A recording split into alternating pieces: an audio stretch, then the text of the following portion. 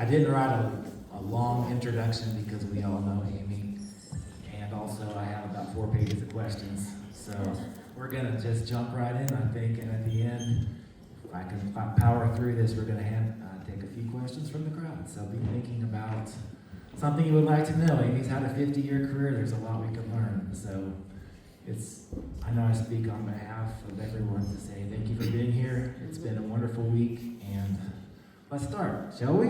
Let's do it. So as you may know, both of us are from Nashville. I moved to Nashville in the 90s. Amy grew up in Nashville. And for those people in the audience who maybe haven't been to Nashville, how would you describe the city of Nashville to them? Well, Nashville is just growing. I feel like it's doubling every 5 years. And Nashville is best known for, it's a hub of medicine, education, music, and I think churches is kind of all of it. And it's beautiful, hilly country, gentle countryside, and I think most of the people are gentle as well.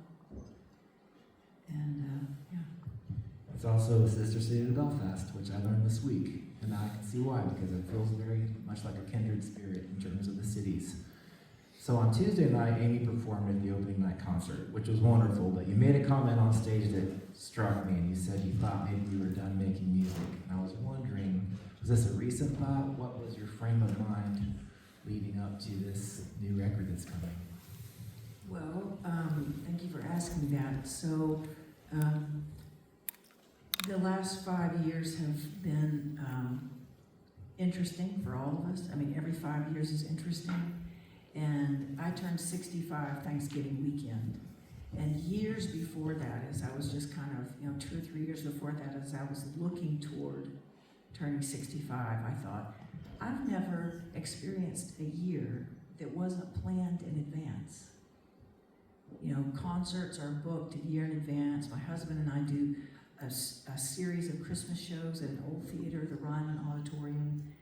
And if the tickets sell well, which they have, almost before we leave the venue on the last night, the theater will say, will you do it again next year? But so, you sort of always know what you're doing for a year. And I've never known stretches of time of not knowing what I was doing. Anyway, so I reached out to my friend and manager and said, I think I'll just put a hold on everything the year I turned 65. But then all kinds of things happened. In the last 5 years, I had unexpected open heart surgery from a birth defect that was finally making itself known. I had a bike accident that involved a head injury, 2 subsequent surgeries, and what I finally, a couple of years ago, I just thought, whew, I get on stage every night and sing 30 and 40-year-old songs, but life looks really different to me now. And just naturally, I started writing about it. And I thought, I don't imagine that some 20-year-old is going to go, oh my gosh, I got to get tickets to an Amy Grant show, But my peers that I've been singing to all these years, we started off children. And I thought, how are we all looking at life now at 65? And this is such a tiny thing, but my balance was so bad after that head injury that I found myself trying to do things like stand on one foot. That was 2.5 years ago, so much better now, or 3.5 years ago. Anywho, but I would at sound check with shows, I'm looking at my contemporaries and I go, okay, come on, everybody stretch. Let's put your arms up, dance as bad as you can, come on. And everybody's just sitting there and getting up creaking. I haven't moved in forever. And I'm like, how old are you? I'm 53. And I go, well, I'm a lot older than you are, moving. And what I felt was, I just felt the need for us to sing to each other. Find anybody you want to listen to, anybody whose music you trust to take you somewhere you want to go, or somewhere you don't want to go. But it's I don't know. Music felt more important as I was in my 65th year, approaching that birthday, it felt more important, and I could not have anticipated that. And especially just kind of all of the, there's just so much polarization of communities in the U.S. right now. It's like, good gosh, the arts are the one thing that bring us together. The one thing. You know, everybody's kind of moving around, nobody's saying as they're tapping their foot in time, who'd you vote for? You know, it's just like, you just get to enjoy something. And so, so I just naturally started writing and recording, and so glad to have a record coming out this spring. Me too. Well, thank you. It's wonderful. I've been privileged to listen to it. It's beautiful, it's eloquent and thoughtful, and Amy the other night said she was 15 when she wrote her first song.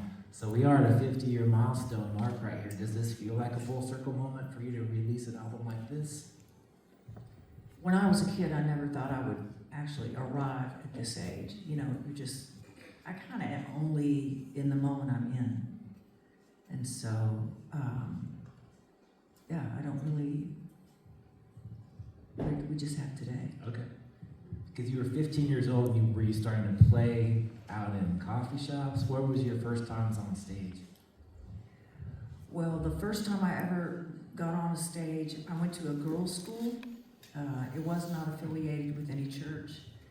And in my personal life, I was going to a really cool kind of hippie church in Nashville. And my sisters, I have 3 older sisters, and my 2 oldest sisters had returned from going to school in Boston in the early 70s. And there was this like Jesus hippie movement, a lot of pot smoking, a lot of praising God. They came back to Nashville and probably brought all of it, but found a hippie church in Nashville. And so I started going there at like 13, 14. And the reason I even started writing songs was because in my very structured all-girls education setting, we would have mandatory chapel programs. And they would just have, you know, a rabbi, a minister, a priest, and all I would sit there and go, one particular chapel program, you know, we're in our uniforms, we're sitting in our assigned seats, and what I thought was, this is so different from what I'm experiencing as a faith journey, which is unique to every person. And I don't know, I just thought, it felt like a cultural experience. And as a kid, I saw faith journey as really fascinating and all that. So I left a particularly political chapel program, and I walked to the head of school and I said, are students allowed to do chapel programs? And she said, no one's ever asked, would you like to do one? And I said, I think so. And she said, what are you going to do? And I said, I think I'm going to do music. And no kidding, I went home and started writing songs because I wanted to whet people's appetite to start the conversation. Not to tell somebody how to live, but just to start the conversation. What do you think matters in life? How did you get here? I mean, you know, with all the brilliance of a 15-year-old. But it's interesting because I still write songs because I want to start the conversation. And so that is the same. That's wonderful. Sometimes I do ask people that I interview, what is a through line of your career? What has stayed the same? And it sounds for you like that desire to connect has been there for you the entire time. Yeah, that's wonderful. Were you playing guitar by this point? What kind of instruments were you attracted to when you were 15? I was playing guitar. Okay. How did the guitar come to you? Did someone give you one? Was there one at the house, or?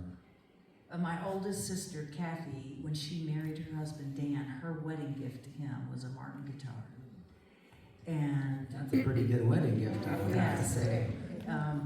Anyway, and I guess I at some point, we all lived in Nashville, and I guess I just said, hey, can I borrow your guitar? I'd like to take a class. And I, you know, that was and now my nephew has that guitar. Wow. And so, Kathy and Dan's son. Great.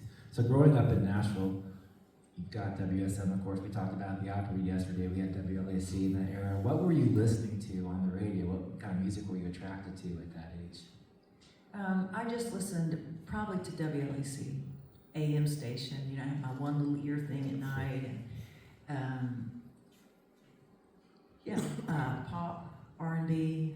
I got my first turntable in the 5th grade, and I'm sure it had, you know, I'm sure it's just like not super hi-fi.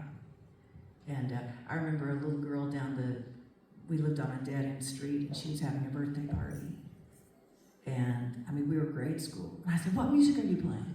And she was like, I think she was 2 years younger than I. And she said, well, I mean, what do you mean?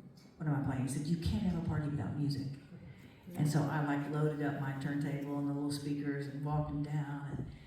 And, you know, I'm not even aware of the fact that to me it was like music brings everybody together. DJ Amy Grant over here. I like it. I'll have to recommend you for some weddings coming up. I was just thinking about how much you loved it. It's clear to me how much you love music. Was there anybody else in your family that shared that deep love of music like you did? I mean, all my sisters loved records. They purchased a lot of records, and I just remember always borrowing them. You know, I was just always like, what are you listening to? Everything from the Beatles, Three Dog Night, Elvis's 50 Greatest Hits, early James Taylor, Elton John, Carole King, Joni Mitchell, Joan Baez, Jethro Tull. I'm just trying to think what was in their room, and I was like, oh, can I borrow? Can I see it? You know, Todd Rundgren.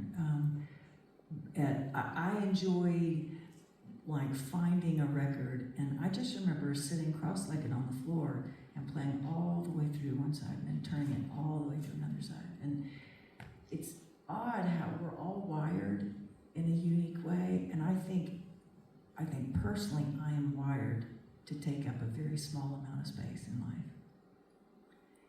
And a little bit brings me great joy. I've got a friend who makes commercials, and she lives a few states away from me, and like she'll call me every once in a while and say, good gosh, if I see that green shirt one more time, I'm gonna come to Nashville and burn it. I'm so sick of your same clothes. I'm sending you some clothes. And I'm like, well, that what makes a favorite shirt. You just like wear it till it's, you know. But and like in my mind, I have thought, I wondered what it would be like to be a hermit. I've wondered what it would be like to be, and so I think that I'm not a hermit, but it's just interesting how we're all wired like Andrea just then. I was at her talk about syncs, you know, and getting songs and television and movies and TV shows. It was just so crazy. I thought, man, she is speaking so quickly. And her ability to concentrate on so many things and just rapid fire and quick making decisions, and that's her unique wiring and makes her really good at her job. When I was like, so when you're listening to a song, what do you listen to? Is it the intro? Do you go to the chorus? And she said, I can pretty much cover what I need to cover in 7 seconds of a song. I'm like, well, as a songwriter, this is not good news. Okay, but it is good news that those 7 seconds has what she wants. That's good. That's great news for the songwriter. Andrea's a friend of mine too, and I have rarely met someone who can absorb so much music. Like so much. And it's quality. Everything that she picks is really special. And I know your parents were dear to your heart, and all of Nashville really. Can you kind of tell us a little bit about their personality and what were they like when you were a kid discovering music? Were they encouraging? I'm the youngest of 4 daughters, and my parents have passed, you know, in the last couple of decades, and but we still get together, you know, at least at Easter and Thanksgiving, and try to bring all of our kids and then their kids together. And so, like, just my family is at least 60 people, and so but I don't know, I mean, my interest in music was, I just kind of, if I was invited to play somewhere, I would go. I loved playing anywhere. I didn't have to be front and center like in high school. I remember having a couple of friends of mine when I just first started writing and singing out. Like, people would put notes in my locker, just slide them in through the little openings. Hey, can we talk? Hey, I want to hear about what made you write that song. And so what struck me is I always want to sing songs that are that I'm not pretending to be somebody else. And so, I mean, all of us have so many aspects to our experience, our personality. Life changes all of us. And when you're young, you think you've got the answer to everything. The older we get, the more questions we live with. And but I guess whatever was happening with me musically, my parents were supportive, but they in no way ever tried to open a door for me. I mean, they just would I would call from the road. I mean, way back then, gosh, calling home, you just every minute cost a lot of money. And just like calling from California, I'm with a friend Jennifer, who's with me, and she said, I'll never forget, I had sold out the Forum, not sure how. I wasn't really on, mainstream radio, but way back when, everything was kind of grassroots. And so, but I was telling Mom and Dad, I just sold out this really cool theater, and maybe a beat went by. And then Jennifer said, I was going, you're kidding, how many points did he score? And had gone from the Forum to my nephew got to start on his basketball team playing their big rival. And they put him in, So it's like whatever was happening with me, it was just one paragraph in the long list of what everybody else was doing. And I think that's it was a beautiful way to be shaped. The sun doesn't rise and set on me and what I'm doing. And yeah. And it also allows you to kind of keep up with what everyone else is doing, because everyone has a different way of expressing themselves. Yours is through music, and other people had other ways of showing love and achieving goals. I found that really interesting. Everyone's kind of got their own avenue.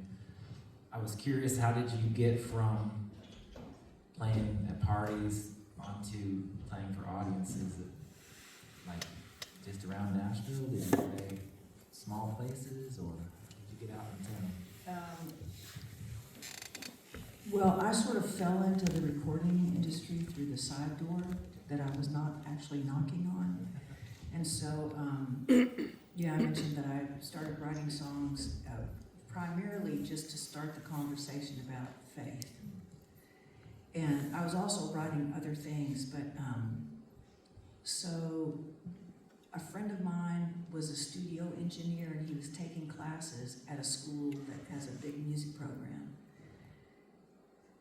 And he said, they've got a studio there at this college, and I don't need the hours. Any chance you want to go and record your songs? And I went, okay, I'm sure my mom and dad would love a copy. I was 15, and I went in. It's the first time I'd ever been in a studio, and I recorded the songs, and then I asked him later, hey, could you run another copy off for me, because I think my mom and dad want a copy of this, and while he was making a copy of that tape, his old college roommate walked in. Now this was the mid-70s, and his roommate said, I just got a call from a gospel record company in Texas, in Waco, Texas. They want to launch a contemporary label.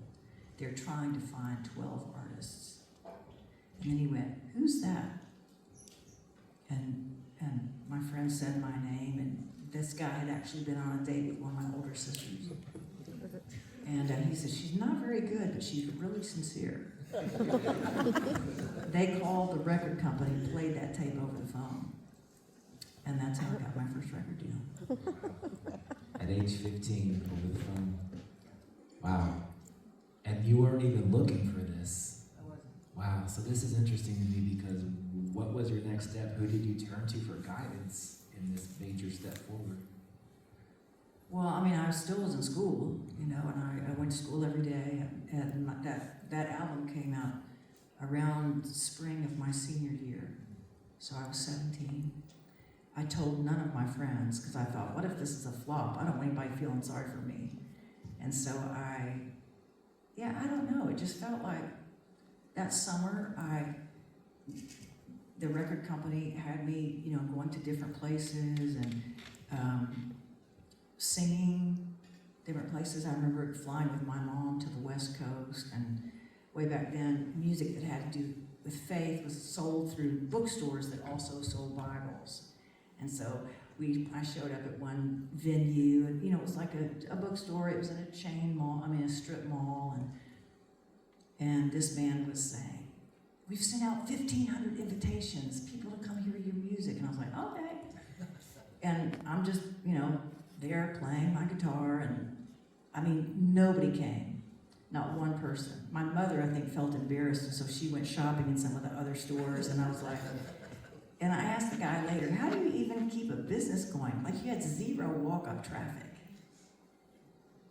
But to me, you know, that was just my journey.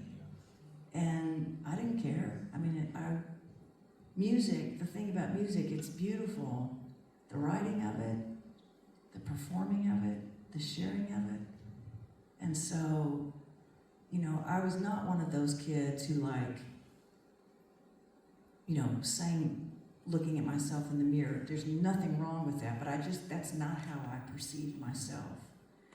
And so, eventually, like a year later, I guess word of mouth, you know, but I did a show in Texas, not where the record company was, but I remember 1,000 people showed up. And I was like, God, I don't know 1,000 people in Texas. And I sang everything I knew to sing. And then I said, that's all I know. I'm sure the ticket was, you know, $5 or less. And some kid shouted out, well, just do them over again. And I went, okay. And I just sang it through again. And so it's like, I don't know, I kind of learned as I went, you know, but there was nothing polished. And and then like doors kept opening for me. And truly, I have felt like a milkweed in the wind. And it's just like, wherever I land, just, you know, hear about other people's stories. And I remember like a decade after that, I was visiting a college friend in Atlanta, and I got a phone call. And it was a man that I'd met before, Michael Omardian, but he was a, you know, well-known music producer, and he said, I've always wanted to work with you, and I'm working with an artist, Peter Cetera, from the band Chicago. I was like, have all their records. Yeah, of course I know who that is. And he said, well, he's doing his first solo album, and I have pitched you to Peter, would you sing a duet with him? And I just slid along the wall until I was sitting on the ground, and I said, like, did some natural disaster happen and all female singers have been killed? Like, why are you calling me? It just made no sense to me. And I know this sounds crazy, but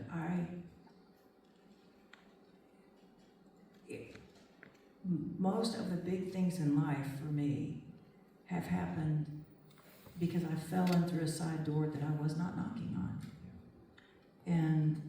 And to me, the most important, you know, the only thing that we can control in life,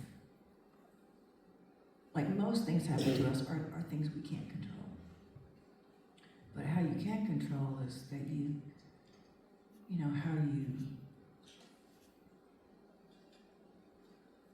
how you wake up and how you think about a day, how you approach the people that you run into, and, you know, and I'm so glad for the way things have turned out. And I will tell you, I am a hard worker. Absolutely. But I have, you know, a small team of people around me now too, actually. Jennifer and Brian, they're both here. And Jennifer's like, oh, we have plans. You know, we have an agenda here. But I kind of have only ever known to be where my feet are. And then try, and I use the things that I love to connect people.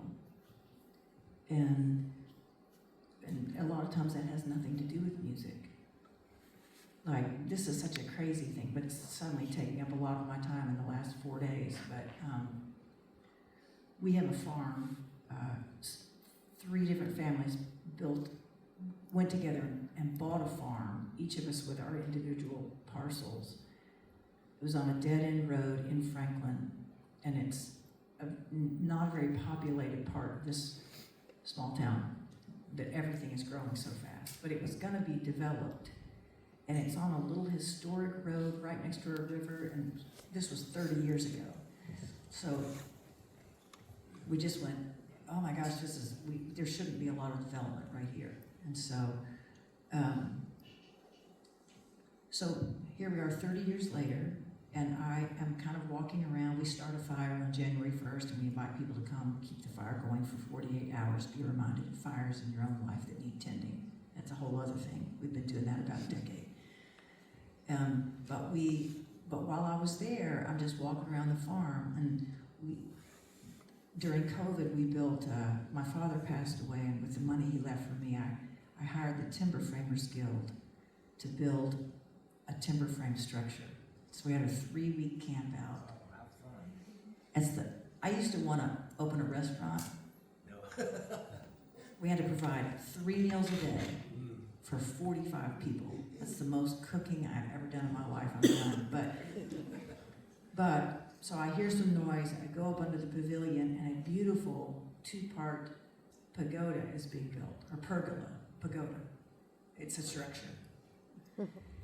Anyway, and there's a man there, and he's just using the space. I know him very well. He hunts on our property and trades out, he'll trade out odd jobs. Anyway, and he said, I'm building this with cedar that I cut down. But I'll bring it back. You can have it when we're done. And I'm looking at it. It's 12 feet tall. It's beautiful. This big U-shaped structure. It's beautiful. And it was being used at a lawn and garden show in Nashville. Nobody asked me. He's building it. And then he said he's bringing it back. So later that day, I have an appointment. This might sound so boring, but this is how my life works. It might sound like, why are you even telling this story? But later that day, I have a meeting with a woman who works for a church in South Nashville. It's a very poor part of the town. And it's between government-assisted housing. And I'm taking a shower. I'm thinking about how great that structure is going to look. Where will I put that in the garden? How will I enhance what I already have? And then all of a sudden, like, this sentence comes through my head, like on a ticker tape. That belongs at Claiborne Family Church. And I'm like, what? No! Because that's that church in the middle of the projects. And I'm going, what? It's my trees. But it's just like this, like the ticker tape. And I went, oh, okay. So I called the man that built it. I said, if I were going to have that built again, how much would that cost? And he said, wood and labor and everything, $20,000, maybe $25,000. I'm like, ah. And I said, I got to give that to the church I'm going to a meeting for today. And I said, because this message came across my head, and what if I listen to that, then what if the next step will, this is just how my mind works. And so I go to Cleveland, and I meet with 2 people there. The woman who is trying to organize food for this, it's a food desert there, even though it's downtown. And she has a man who has shown up who is going to help her plant gardens. And I said, well, I'm 5 minutes late, but I have something that can be the centerpiece of the garden. And I laid a picture down. And then he starts dreaming. Maybe we could actually create, they go on and on and on. We're there for an hour, and then I have to go to another meeting. But what I felt was like it mattered. And that spurred their conversation. And then they're talking about having like a farmer's market there. The next day, I'm in the car with a hired driver. And or maybe it was later that day. What did you do today? And I said, well, I kind of had a crazy experience. And I told her what had happened. And she said, I'm a master gardener. And I said, I'm going to create a text thread right now to connect you with the brains that's going to help do this thing. And they're off and running. And like, to me, as people, the mystery of life is all of our connectivity. And so I would like to say that's my experience with music. It has allowed me a larger platform of connectivity. But my life purpose was never about the music. It's just one platform. And so, like, I've just got this new record coming out, and I'm like going, well, if you listen to it, great. I mean, I'm just still puttering through and making music that I love. But, like, I go, I wonder what connections this will bring about, because that, by far, has been the biggest adventure of my life. And I think it's so important to know no matter where you go, speak the things that matter to you. Because I think our connectivity, and this does not have to do with a journey of faith, whether you think you're on one or not, but just our connectivity as human beings, I think is so profound and so deep. And, you know, I see, and I'm going to say this last thing, I see a lot of life through a lens of Scripture because I was just raised in a family that went to church.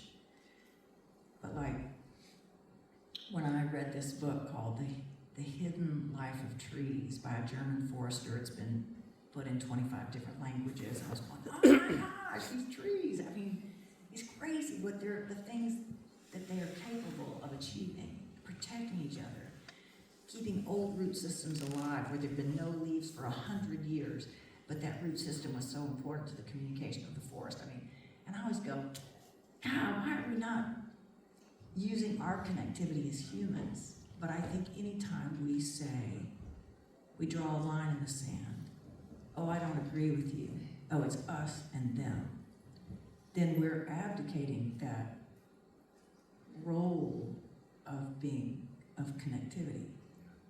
And so, I mean, all kinds of people I don't agree with, but like I just try to go, just picture them with their little teeth. Like, get in there and have a conversation and just, you know, see where it goes. But to me, music is such an immediate connector of people and a connector of ideas.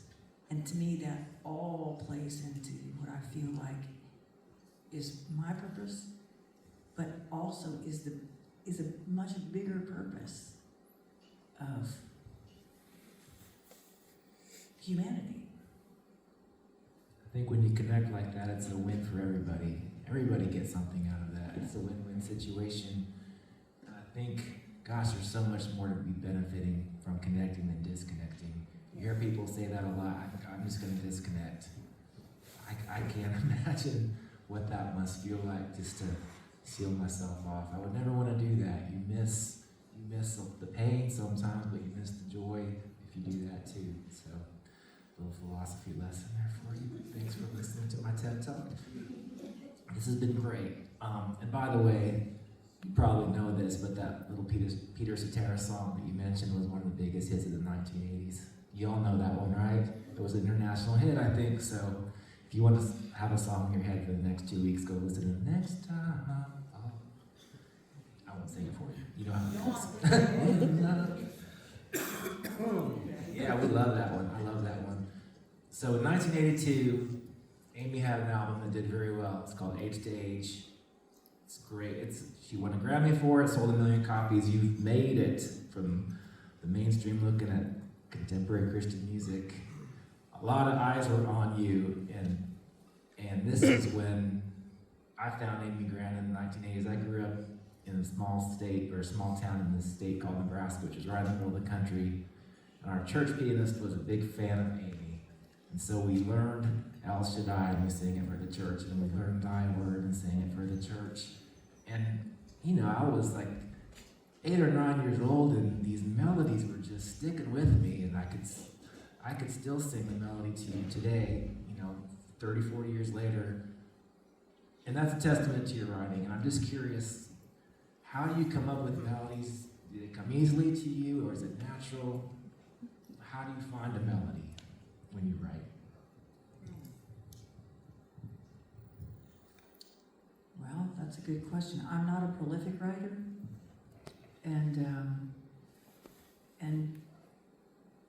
if I'm writing a song by myself, it always comes with the feeling first and part of the lyric.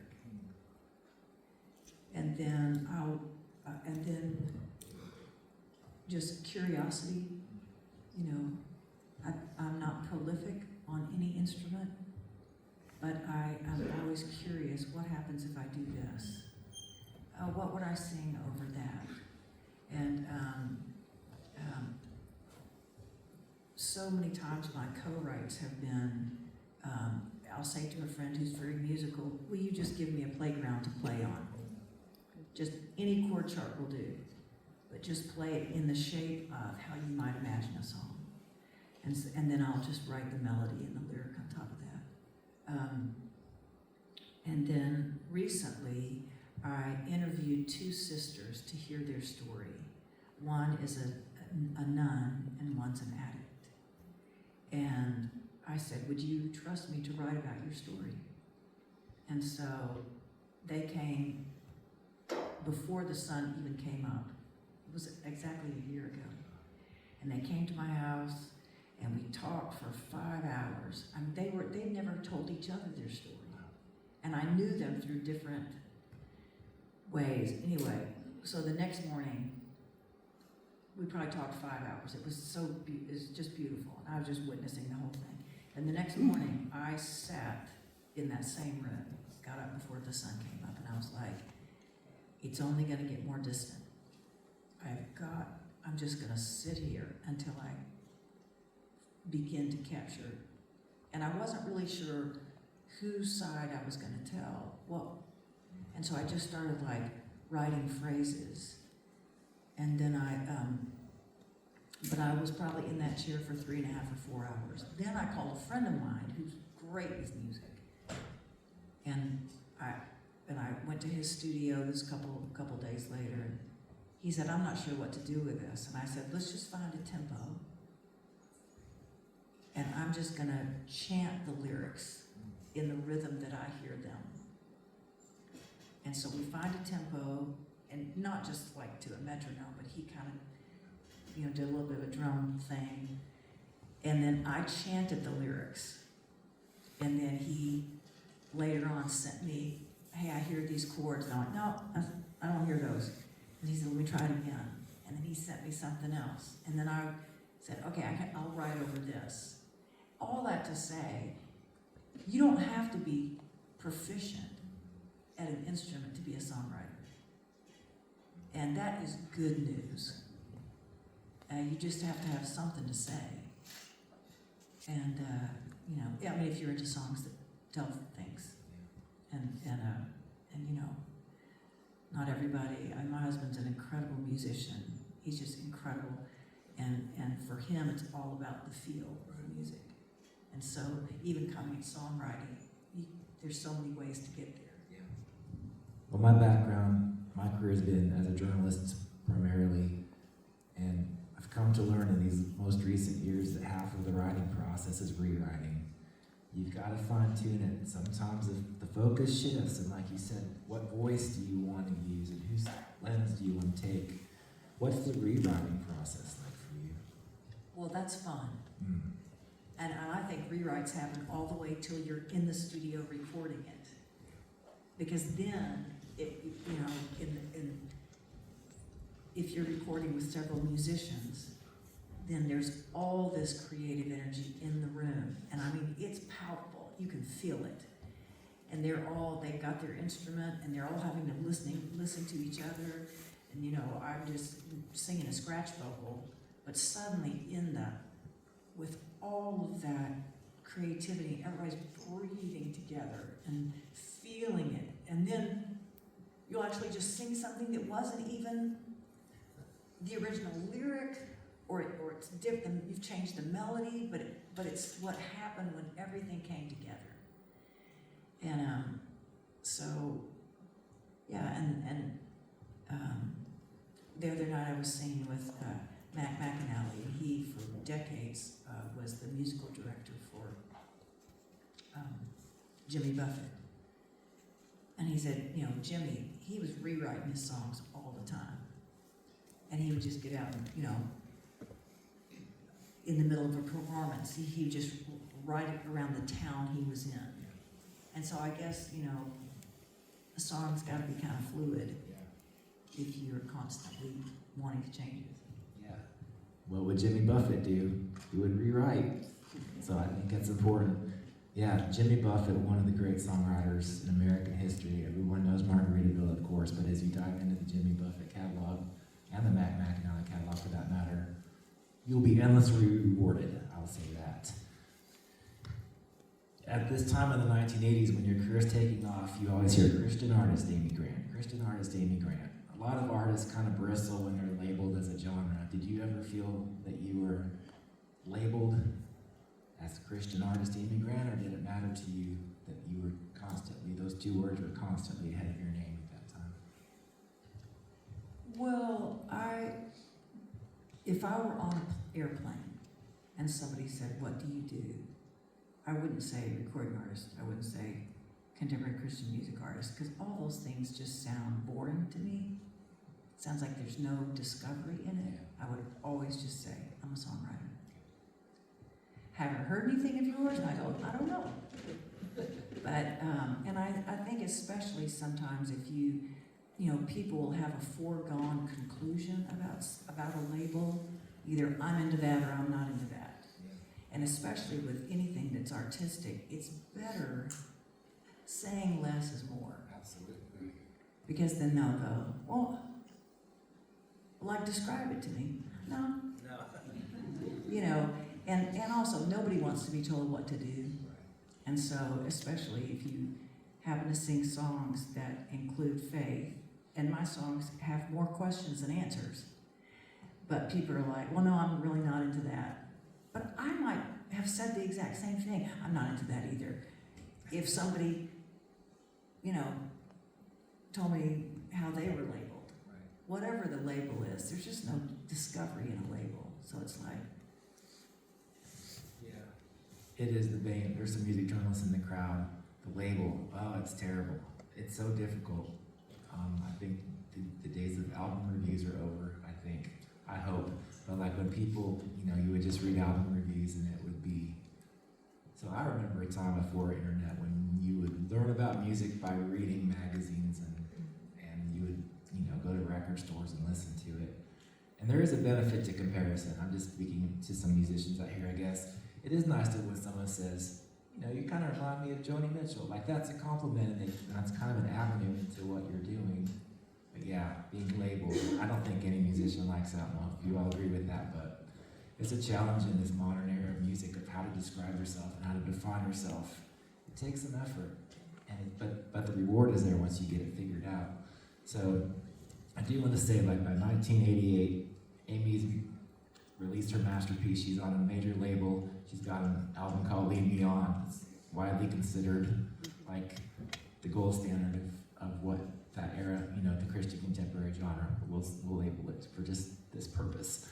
And I was curious, you know, you won a Grammy for this one too, and when you look back on that moment where everything kind of appeared to come together beautifully, got this masterwork, what do you think about when you think back on that year or two of your career, when everything's happened and everything's popping? what I mostly think about are people that I met, people in the industry, and I had the opportunity to work. The record company I was signed to, Myrrh Records, which was the contemporary label of Word Records. Word went to A&M Records. And I grew up, I just thought about Carole King was on A&M Records. I thought about just the things that spun around.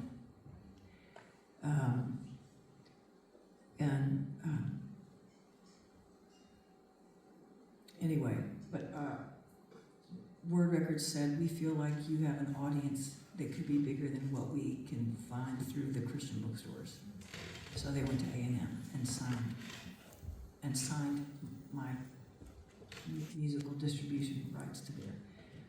And I just remember I met a man there named David Anderley, and he was a painter. He was so creative, and he really helped steer that record.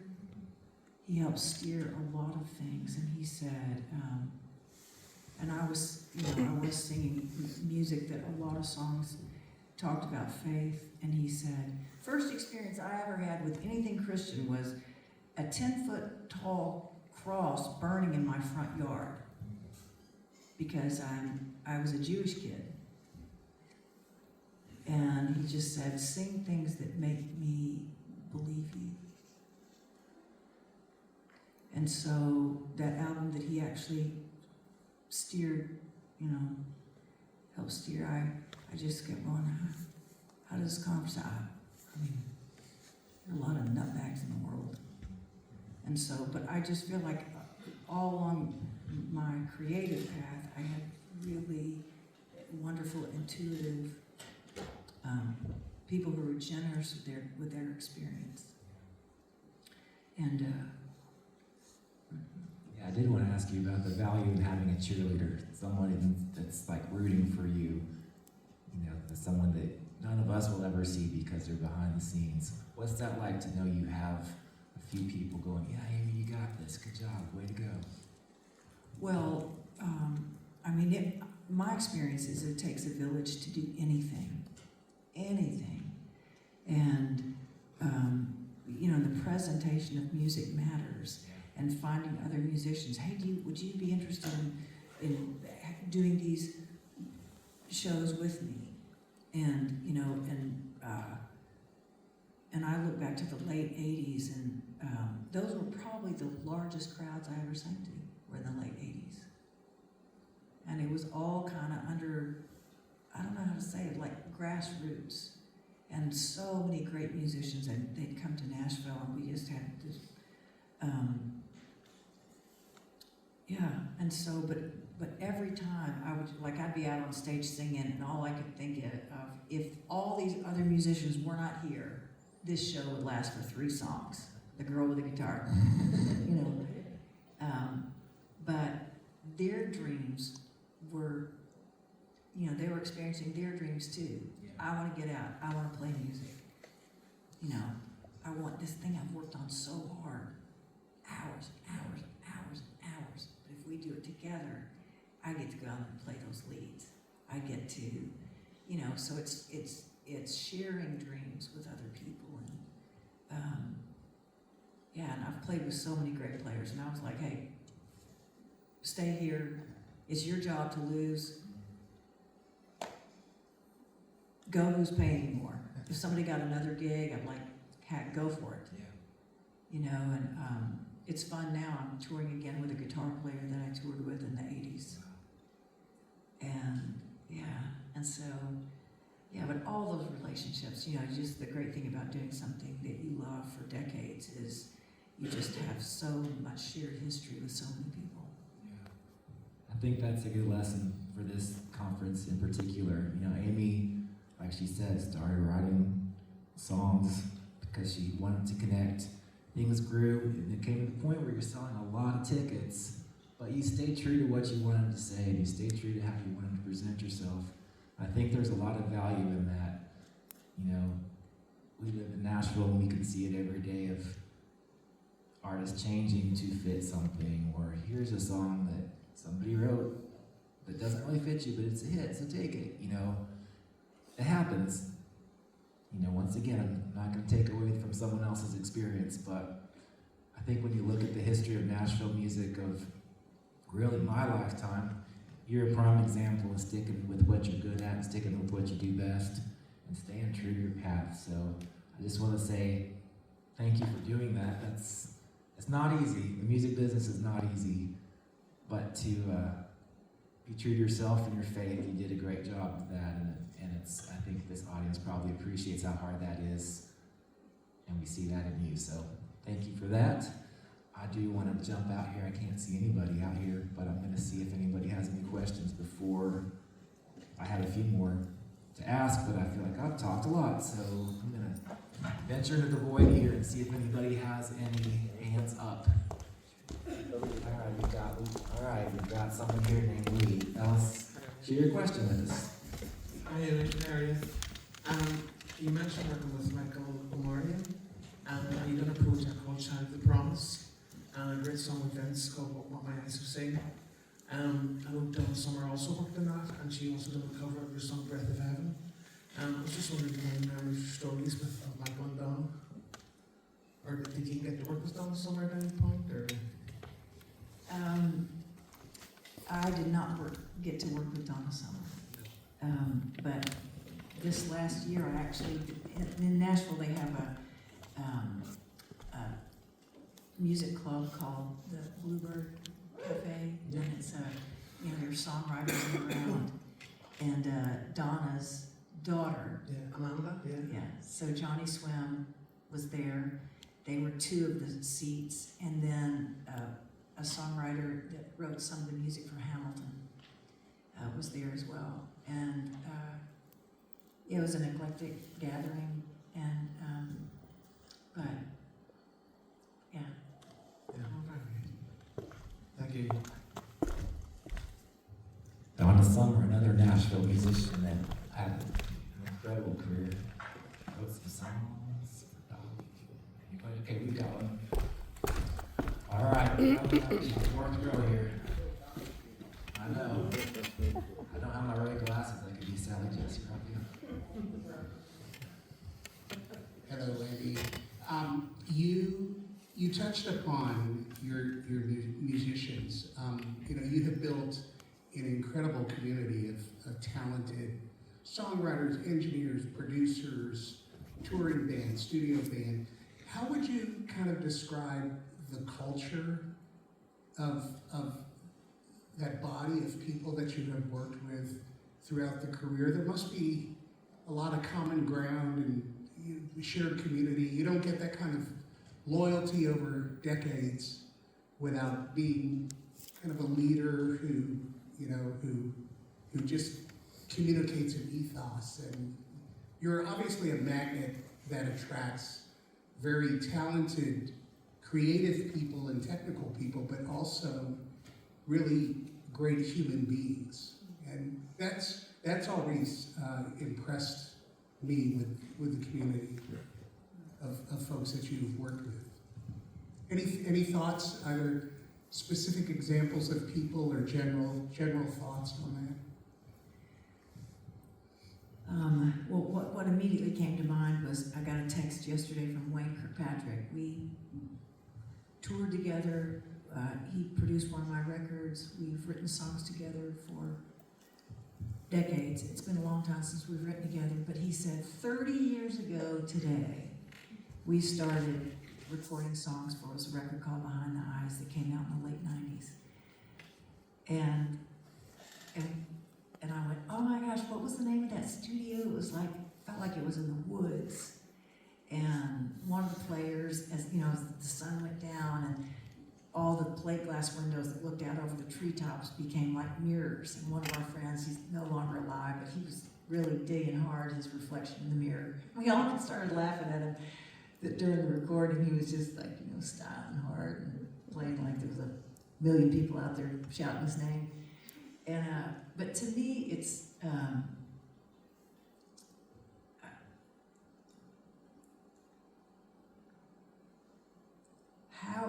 the experience of working with somebody has to do with that whole person. And like touring, everybody can learn a part, but when you're making music together, it's the whole of yourself that you bring. You don't have to have your act together, but just like to be present, to And I just guess at every stage, at every experience, I found myself in a room of people just glad to be doing that thing, whatever it was. Because you do a lot of things that are not successful, or you try really hard and nobody is ringing the phone to hear that thing again, whatever it was. But the experience of coming together the experience is beautiful. And so, and I know what I remember when I've worked with somebody is how that feeling of being with them. And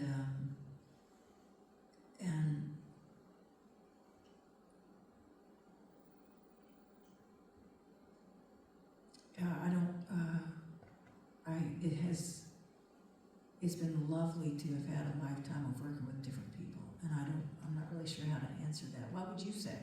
What would be your answer? Because you've worked with some amazing people too.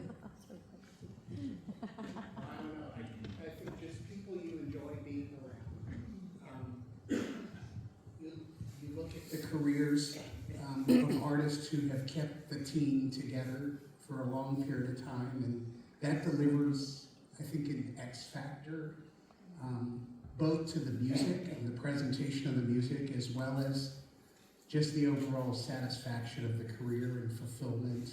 And because the career can be a very disconnecting career, but if you choose to stay connected, I mean, Amy and her husband Vince can walk through the Nashville arena, with no big entourage around them, and you just, you've chosen connectivity, not only with your immediate team, but as opposed to isolation or disconnection.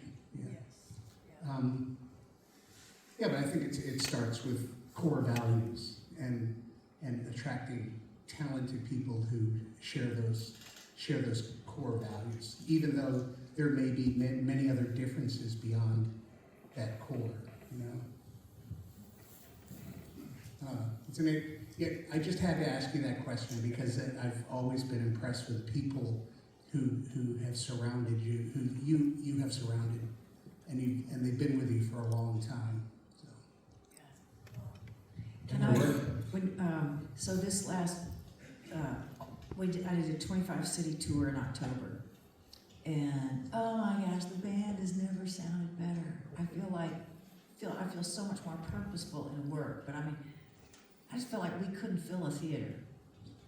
Sometimes I look out and I go, okay, it's a half house, okay, but it's like, here we go, and my sisters don't buy many tickets to concerts. And so I kind of go, just the attrition of an aging audience. Oh my God. Either I've got to get some young fans or my touring days are actually just going to naturally die off, which is, it will be what it'll be. But two nights before we were playing this beautiful theater in Staten Island, New York. I had watched a movie. We were just trying to find movies on the bus on the night off, and it was called Nona's. Anybody watch that movie?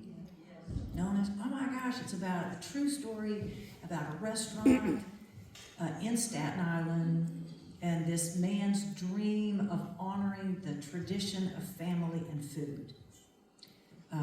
And that we really pass on our legacies through food. And Nona's is all about grandmothers from around the world making food, that people are connected through food.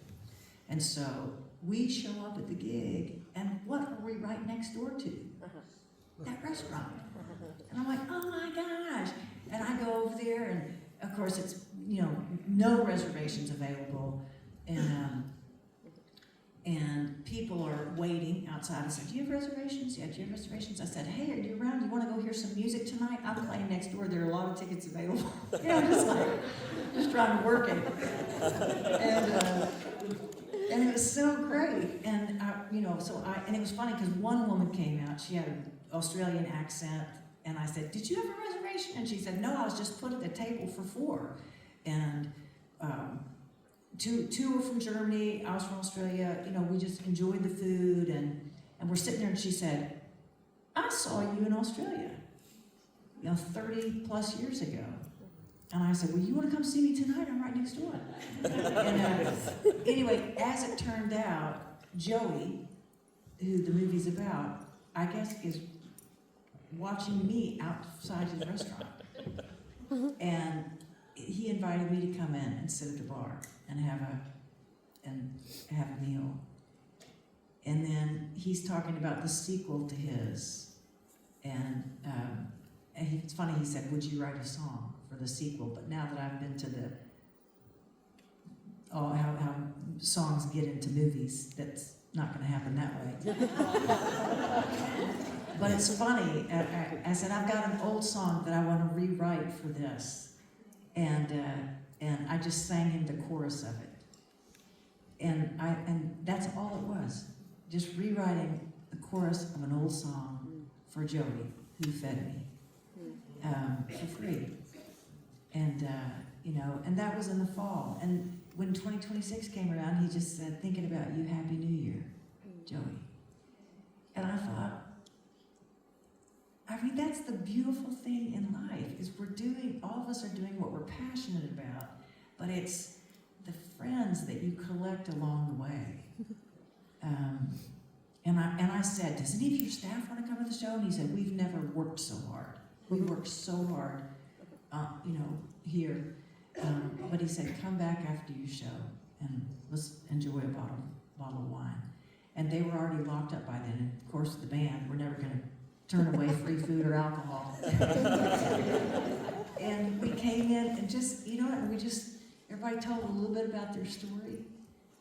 And, and Pete, that's really, everybody's story matters. Everybody's story. We're all part of the fabric of humanity. And to me, that's just the beauty, is celebrating each other's stories. And all of us in the arts, and however you're connected, we are part of the glue. We are part of the connectivity of our whole culture. And that's a vital role. There's just so much dividing us, but being part of the connective tissue is the best part of life. It's the best part.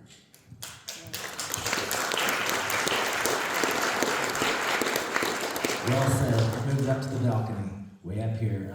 You can't see me probably because of the lights, but I have a question here from Leslie Fran.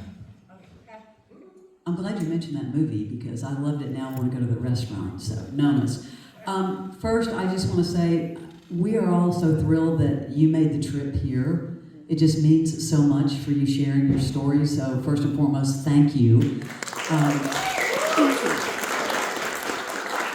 So I've never been to a music conference outside of the United States, and this is my first time in Ireland, in Belfast, and it's just been extraordinary, Amy, and the one word that I can use to kind of sum up this whole experience for me has been joyful, and meeting the people, what you just said about connection. So I wanted to ask you, what's your experience been like here? Oh, goodness. Well, I've joyful. First off, I was not expecting so much sunshine. Like, I was braced for rain every day. And to wake up to a sunny day, it was like, oh my gosh. I loved learning some history about Belfast. And we are all shaped by the environment from which we come. And I've been exploring different people that I've met and artists that I've met here and heard, exploring their music. And you know what hits me the most is nothing compares to hearing it live. Live music. And it's good. It's good. And I know we all have a steady diet of recorded music, as we should, but their proximity matters. Being in the same space matters. And I'm so glad to have been here. Glad for the connections. Cheers to that. I'm with you on that. All right, we have a question up here.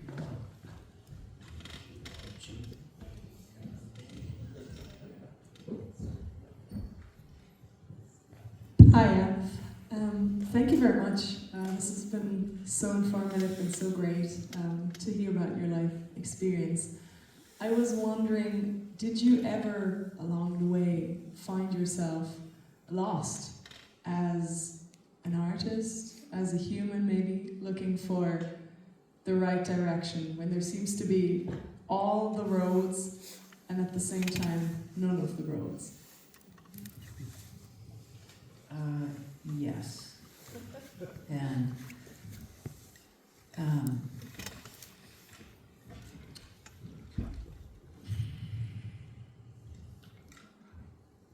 I can't imagine what it would be like trying to find the, you know,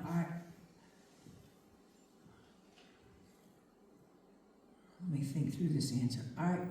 The next step is always reachable.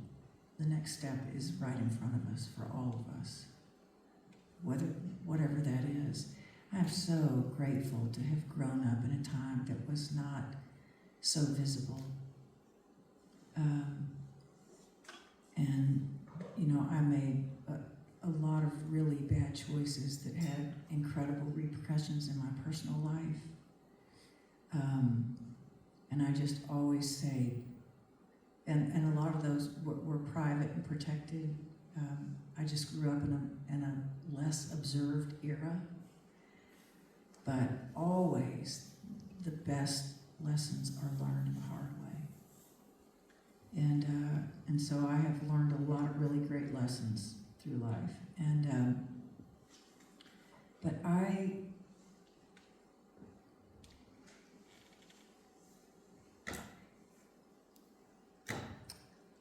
don't know if you feel the same way about this, but I think it's okay. Like Andrea was saying, it's okay to ask questions. I think it's okay to just ask questions out loud. What am I supposed to know? What am I supposed to do today? What am I supposed to do?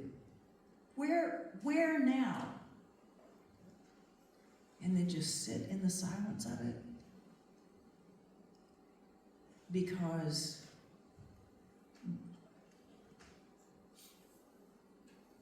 I have sat in a lot of silence when no answers came.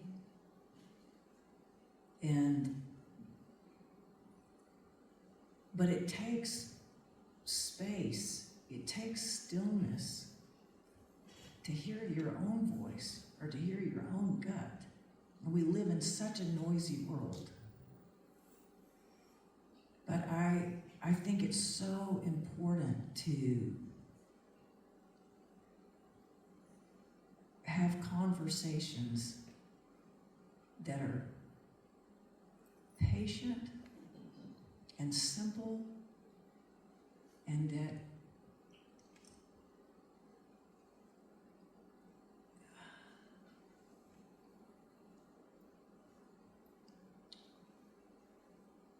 that involve at just saying, what now? I don't know if that's a prayer. I don't know if, have you ever had that experience, like you'll be talking about somebody that you haven't talked about in forever with somebody else, and then they'll call, or you'll run into them, and you go, oh my gosh, I haven't thought about you forever, I just said your name, and I saw you 3 hours later. But what if the connectivity that affects all of us is something that is divine or not, but that thing in your gut that says, you know, how often do we actually stop and listen to our gut, or just sit there in silence, not having a plan? I think about that ticker tape. The pagoda belongs at Claiborne Family of Faith. Shit! I wanted the pagoda. It was built on my farm. Those are my trees. But like, where'd that come from? I don't have any idea. But it led to one thing and another thing. And I guess I would just encourage you, because being lost, you can also see that. Just try to reframe it in a way. I feel lost. What else does this make me?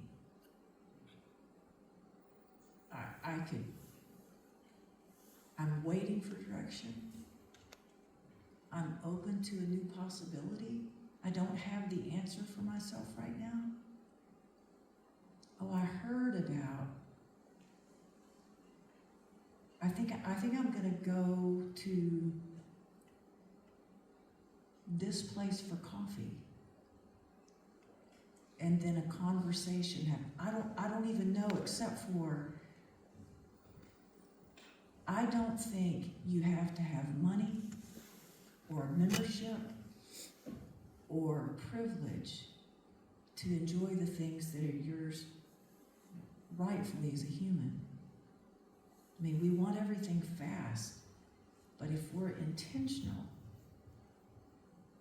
if you intentionally say, where now, what possibilities, and you wait in that space, if you create some space around you instead of just, there's always something going on, but then you can't even be open to this mysterious suggestion that might be awaiting you.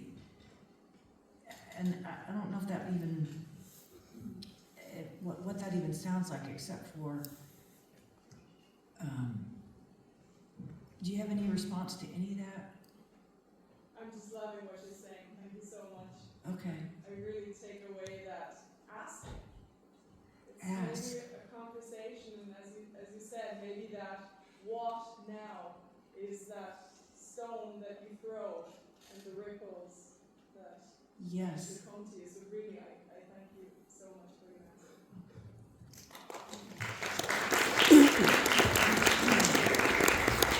So this has been like one of the best afternoons ever, right? I've carried along with me, and I just want to say thank you, Amy, for being here. Thank you for sharing with us. And I can't wait until you all hear this new record, because it's going to touch your heart the way this conversation just touched my heart. So thank you for being here one more time for Amy. One of the best. Thank you.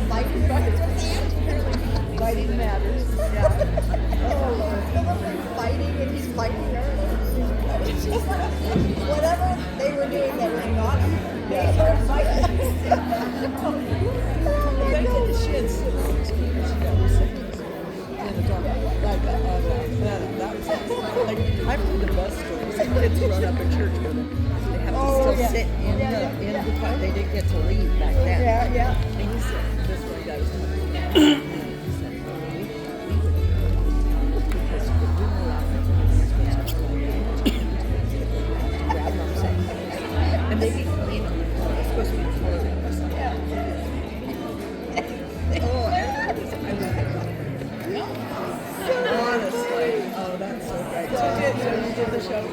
we did, and it was really funny because she was like, and then she goes like, that was like your first time at home. Is that okay? And I'm thinking, 12 kids in this house. Oh my word!